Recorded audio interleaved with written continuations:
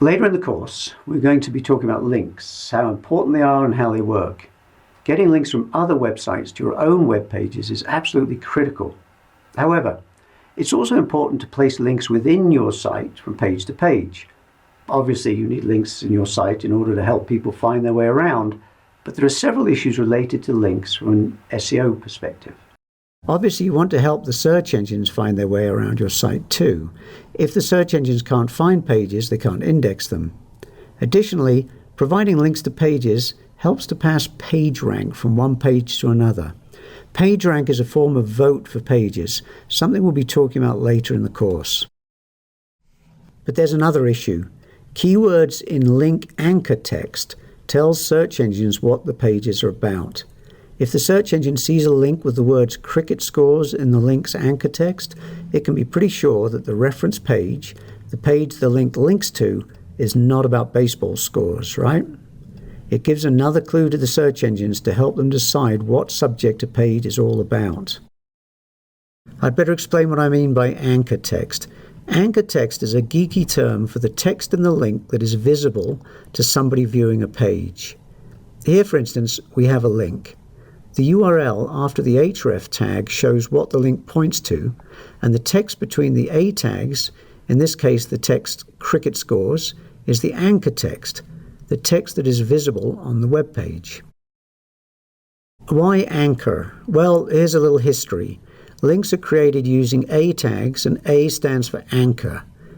A tags in versions of HTML prior to HTML5 could be used to create both links and anchors within text, bookmarks within the text in effect. That is, clicking from one form of A tag would take the user to the point at which the other form of anchor tag had been placed in the page.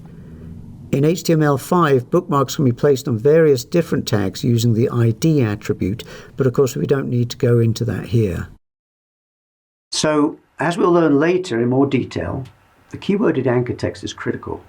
It tells the search engines what the reference page is about, and so it should be used throughout your site to point between pages.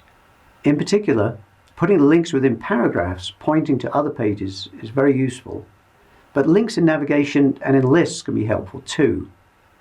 But don't overdo it. Don't place a link on every occurrence of the keywords throughout your site, for instance. A smattering is all that's needed. Definitely focus on making sure that you have keywords pointing to your most important optimized pages from various other pages throughout your site. There are three common problems as far as internal linking goes. Firstly, many sites simply don't have many internal links. Second, even if they do have internal links, they're often image links. You really need text links to pass clues to the search engines, although as we've seen earlier, you can also and should keyword the image tags. I'm not saying you should never use image links, but make sure your site also has some decent text links scattered around. Finally, even if the site has plenty of text links, they're often what I call click here links, links leading people to other pages, but without decent keywords in them. So at this point, you might want to stop and take a look at your web pages if you're working on an existing site. Could you put more links into the site? Do your links contain decent anchor text with good keywords on them? In most cases, there are plenty of opportunities to add links here and there to provide an extra little optimization boost.